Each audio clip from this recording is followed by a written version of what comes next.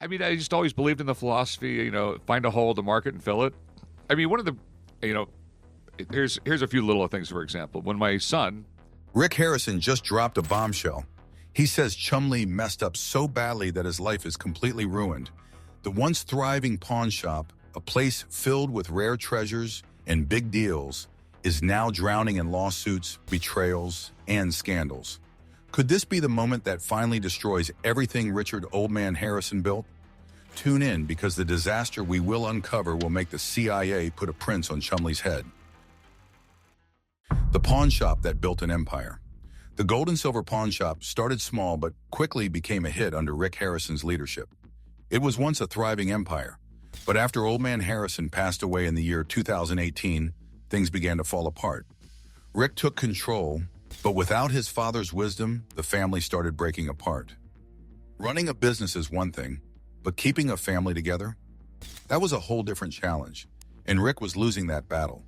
Then, just when it seemed like the shop could survive anything, a betrayal from within nearly destroyed it all. But what Chumlee did next was something no one expected, and Rick's reaction changed everything forever. Pawn Stars exploded onto television in the year 2009, and viewers could not get enough of it. The idea was simple. Customers brought in old, rare, or valuable items, and the Harrisons decided whether they were worth buying. Fans loved the mix of history, business, and humor. oh yeah, I mean, because my dad's in Vietnam, my mom's trying to sell real estate on the side. We got a house, but we're literally moving my aunt in and her kids because my uncle's in Vietnam, and just to pay the rent. Then there was Chumlee, the goofy, lovable employee who quickly became a fan favorite. But behind the jokes and smiles, the real drama was brewing, and it was uglier than anyone could have imagined. The first major disaster? A lawsuit between the shop's owner and his own mother, Joanne Harrison. She accused him of tricking her out of her rightful share of the business after she woke up from a coma in the early 2000s. He allegedly made her sign over her 51% ownership of the pawn shop, and she regretted it ever since. When Richard Harrison passed away, Joanne was supposed to inherit his 49% share, but the paperwork was never handed over. Things got even messier when she claimed that over $500,000 in cash and silver had vanished without a straight answer. The lawsuit quickly turned ugly, with Joanne demanding her fair cut and even a restraining order against her own son. He fought back, saying she was being manipulated by outsiders. What started as a family dispute turned into an all-out war, and the damage was beyond repair. If that was not bad enough, the business itself started crumbling. The pandemic hit hard, and the shop's profits plummeted. A business that once made over $1 million a year barely scraped together $37,000 in the year 2020. But financial losses were nothing compared to the personal disasters happening behind the scenes. And then there was Chumlee. For years, he played the clueless employee, the guy who made dumb mistakes but somehow always kept his job. But off camera, a very different story. In the year 2012, he was caught on camera in a street fight. That was just the beginning. 4 years later, in the year 2016, police raided his house during an assault investigation. Don't do drugs. Get a good education. Don't have kids out of wedlock. You just reduced your chances of being in poverty by 95%. Three things. What they found was shocking: methamphetamine, marijuana, and unregistered weapons. The assault charges did not stick, but the substances and illegal guns did. He ended up paying over $330,000 in fines and legal fees just to avoid prison. His reputation never recovered, and though he tried to lay low, the damage was already done. Corey Big Hoss Harrison was not much better. He had his own fair share of trouble, starting with an incident at a bar during a motorcycle trip. Things got out of hand, and before anyone knew it, Corey was urinating in public and throwing bar stools. He was thrown out immediately. That was only the beginning. He later got caught up in a nasty lawsuit over a rented recreational vehicle. Corey and his assistant were accused of wrecking the vehicle and refusing to pay for the damages. The owner claimed the RV was returned completely trashed, filled with bottles and junk. The estimated damage? $30,000. Corey denied everything, but the legal battle that followed was yet another stain on the Pawn Stars' name. The scandals did not stop with just the main cast. The show relied on so-called experts to evaluate rare items. But even they were not free from controversy. Some were exposed as frauds, giving inflated or false appraisals to make deals look better on camera. In some cases, they even had conflicts of interest, helping to drive up prices for their own personal gain. Viewers who once trusted the show began to question everything, and faith in the Pawn Stars brand started to fade. The shop had been through a lot: family fights, lost money, and bad choices. But things were only getting worse. The experts who fooled everyone. Pawn Stars had its golden days, but let's be real, things took a turn, and not for the better. It was supposed to be about cool finds and crazy valuable antiques, right? But when you start peeling back the layers, it's less about history and more about scandal, bad deals, and even fraud. The so-called experts? Not so expert after all. Johnny Jimenez Jr., a toy specialist, landed himself in jail over domestic violence charges. John Resnikoff, the guy who was supposed to be a signature expert, got caught misidentifying an autograph. That alone should have raised alarms. But then there was Drew Max, the ultimate blow. He was a sports memorabilia expert who turned out to be a complete fraud. He used his fame from television to fool people into buying fake collectibles. Imagine trusting a guy from TV only to find out your prized sports item was worth nothing. Fans started to wonder, was the whole show just a scam? Then there was Olivia Black. She joined the show in the year 2012 and quickly became a fan favorite. She was fun, sharp, and brought a new energy to the cast. But one day she was just gone, vanished. What happened? Nude photos from her past surfaced online, and just like that, the producers dropped her. No hesitation, no discussion. Fans were furious. She wasn't fired from the actual pawn shop, just from the show. Actually, I feel just lessons and techniques that you can learn and use for other situations in life. So it's given me a better understanding of just how to work with people in general. The message was clear. Pawn Stars wanted no part of a scandal, even though they were already drowning in them. Olivia took matters into her own hands and started a career in modeling and adult entertainment. She refused to let the show define her, and honestly, good for her. But the hits just kept coming. The pawn shop found itself at the center of a major theft scandal when a man claimed his niece had stolen his antique coin collection worth $50,000 and sold it to Gold and Silver Pawn. When he realized what had happened, he tried to get the coins back. Too late. The shop claimed they couldn't identify them and had likely melted them down. Just like that, his collection was gone. Imagine spending years collecting something priceless only to have it vanish overnight.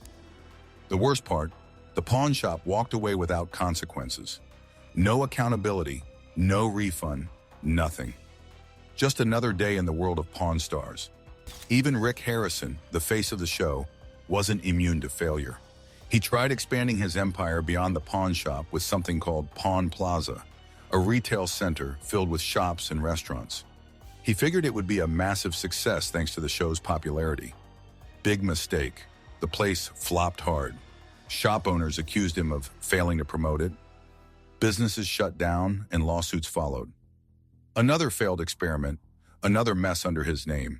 And let's talk about the show itself. Remember when it actually felt real? When people would walk in with crazy items and you'd learn something new? Those days are long gone. Fans started noticing that everything felt scripted. So I'm really sick all the time. There's one TV in the house. And remember, this is 1973. There's 3 TV stations, and there's definitely nothing for a kid to watch during the day. So The arguments, the deals, even the random customers, it was all staged. What was once a fun, fresh look at pawn shop culture had turned into just another reality television disaster. By the time the 21st season aired, the magic was completely gone. Ratings dropped, scandals piled up, and fans started tuning out. The show that was once about history and hidden treasures had become a scripted, controversy-ridden mess. But just when it seemed like they had hit rock bottom, something unexpected happened. A rare find, one that could change everything. Chumlee, of all people, stumbled onto something special while handling some boring errands for the shop. A bike, but not just any bike. There it was, sitting in a driveway, shining like a prize, the Space Lander. Now, Chumlee may not be an expert on much, but even he knew this was something big. He had only ever seen pictures of it, maybe once in a museum. Finding one in the wild? Unheard of. He had to check it out. The owner wasn't some guy who just had an old bike sitting in his garage. This was his treasure. He had owned it since the early 1960s, a Christmas gift that he had kept in near-perfect condition. And he wasn't eager to part with it. Not surprising, considering there were barely any of these left in the world. Designed by a former Tucker automobile engineer, only about 80 were ever made. Most ended up in basements or got scrapped when no major bike companies wanted to mass-produce them. That made this one insanely rare. Chumlee knew he had to tread carefully, but he also knew this was a once-in-a-lifetime opportunity. Just when it seemed like the show had nothing exciting left, something rare showed up and changed everything. The deal that turned Chumlee into a star. The owner threw out a massive number, $20,000. That was a lot of money for a bike, even a rare one. Chumlee wasn't about to drop that kind of cash without a fight. He aimed low, offering $7,400. The seller wasn't having it. After some classic Pawn Stars haggling, they finally settled on $8,700. Not cheap, but still a steal for something this rare. Now came the real challenge, getting Rick on board. Chumlee had just dropped a serious amount of money on a bike, and there was no telling how Rick would react. As expected, Rick was not thrilled when he heard how much had been spent. But then he saw the bike, and just like that, the tune changed. This was not just another forgotten, rusted-up bike left to rot in a basement. This was a Space Lander, one of the rarest bicycles ever made, something most people would never even get a chance to see in person. And this one? Pristine. Original paint, untouched parts, perfectly stored for decades.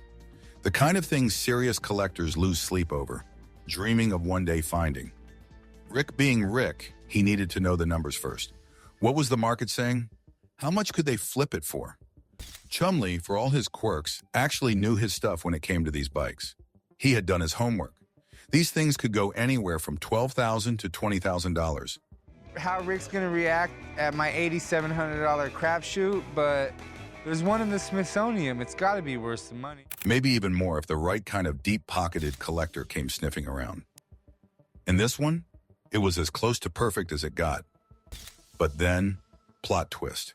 Instead of the usual grumbling, Rick did something no one saw coming. Chumlee got a bonus, and not just a pat on the back and a free meal. A clean $11,000 in $100 bills, right there in his hands. It turns out Rick had been paying attention to Chumlee's hustle. And this deal? It was the final piece that sealed the deal. The guy had earned it. Now, what does someone like Chumlee do with $11,000? A responsible person might think about savings, investments, maybe a nice down payment on something smart. But Chumlee? No chance. That cash barely had time to get warm in his hands before he had one plan in mind. Gold teeth. A full custom gold grill. The moment he saw those bills, he was already picturing himself flashing that golden smile. Rick, shaking his head, tried to talk some sense into him. Maybe some Apple stock, a little Google, something with actual long-term value? Nope. Chumlee was not interested in the future. To him, gold teeth were the ultimate investment, the kind that pays off in style points, not dividends. And with that, he was off, straight to the jeweler, already imagining the shine of diamonds in his new flashy grin. But let's rewind a little, because this whole thing started with that bike. That Space Lander was not just rare. It was history, a true one-of-a-kind creation from the late 1950s, designed by an engineer who thought he could change the bicycle industry forever. The guy had worked on Tucker automobiles, so he knew innovation, and he had a vision. He built around 80 of these bikes, hoping they would shake up the market like Schwinn. He spread them across the United States and even parts of Europe, hoping someone with money would take the bait. It did not happen. The big brands took one look at his futuristic design and ignored it. Excited to see it, which kind of put a damper in my honeymoon. That's why I was there. So I was more excited about the bike than with the honeymoon, but that's... People were not ready for a bike that looked straight out of a science fiction movie. Most of them were scrapped, abandoned, or hidden away in storage rooms, waiting for the day someone would recognize their worth. And this one, it had survived, in perfect condition. A true relic of a failed dream. The frame? Fiberglass. Back then, that was unheard of for a bicycle.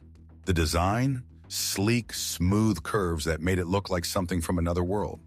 And the features? Battery-powered lights built directly into the frame. A feature decades ahead of its time. Everything about it screamed innovation, and that was probably its downfall. The world was not ready. Whoever had owned this bike knew exactly what they had. For over 50 years, they protected it. No repainting, no modifications, not even a scratch from being left outside in bad weather. This was a museum piece, something people would fight over, and yet it had been sitting in a garage, untouched, waiting for the right moment to be noticed. Rick knew this was not just a casual buy.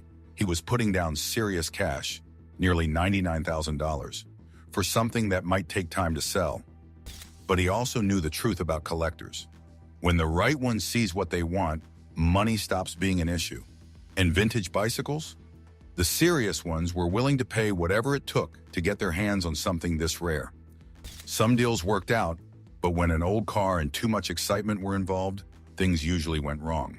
When Rick bet big on a rare piece of history, only a few Spacelanders remained in existence, and every time one hit the market, it disappeared just as fast. This was not some reckless gamble. This was calculated. Rick did not throw money around without thinking it through. If he was willing to drop that kind of cash and even throw a bonus at Chumlee, that meant one thing: he was confident this was the right move. There have been plenty of questionable purchases over the years at the shop. Some deals made history, some made headlines, and some made people question everything. But this was different. This was rare. This was a chance to flip a piece of history for a serious profit. Some purchases turn into legends, and others just leave people scratching their heads. But when it comes to making the big moves, sometimes you have to trust the value of something others overlooked. When it comes to making head-scratching purchases, there is one person who never fails to deliver. This time it was an ancient Buick Regal, and for reasons no one could understand, he just had to have it. The car rolled into the store looking like it had been pulled straight out of the past, draped in a neon paint job that screamed bad decisions. The owner, hoping to unload his so-called treasure, claimed it was a prime example of American luxury. But let's be honest, this thing was more scrapyard reject than collector's gem. The man selling it had a growing collection and figured it was time to let go of a few things. He hoped for at least $2,500, but was mentally ready to drop to $2,000 if needed. Here's the problem. Just because you throw wads of cash at an old car doesn't mean you've created something valuable.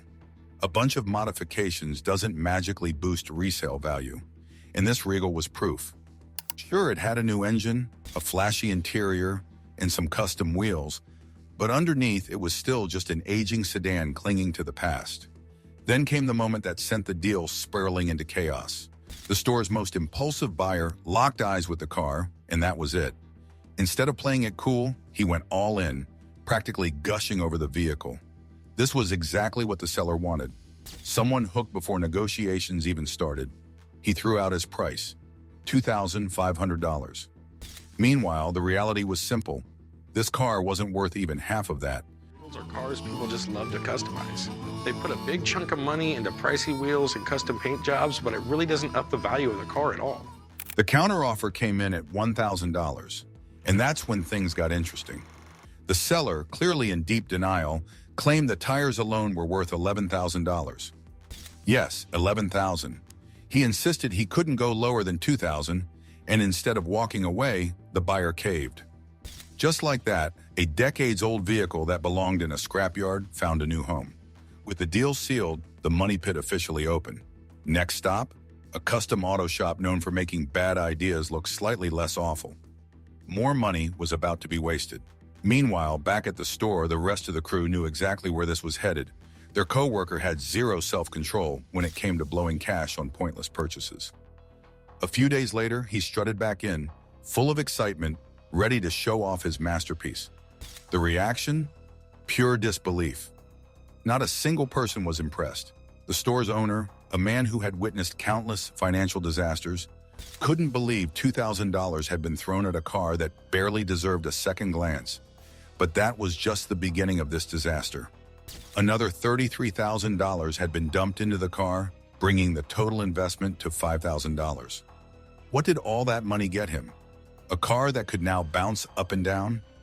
Yes, the grand upgrade was installing hydraulics so it could hop around like a toy. If there was a handbook on questionable spending, this move would be on the cover. The store's owner could only shake his head in silent defeat. Meanwhile, the oldest member of the shop, known for his brutally honest opinions, made it clear. This was the most ridiculous thing he had ever seen. But did the car's new owner care? Not even a little. He gleefully demonstrated the bouncing feature, acting like he had just won the lottery. He even offered a ride to his unimpressed coworker, who shut that idea down with a single glare. Is Chumlee truly beyond saving, or is there still a chance for redemption despite Rick Harrison's shocking claims? Tell us what you think, and remember to like and subscribe for more.